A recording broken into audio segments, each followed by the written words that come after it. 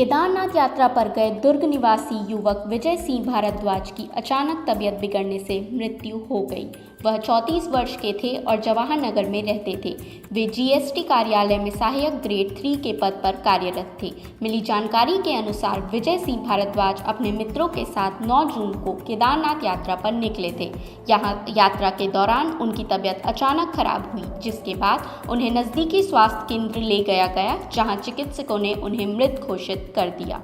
उनका पार्थिव शरीर उत्तराखंड से 10 जून की रात फ्लाइट के जरिए लाया गया।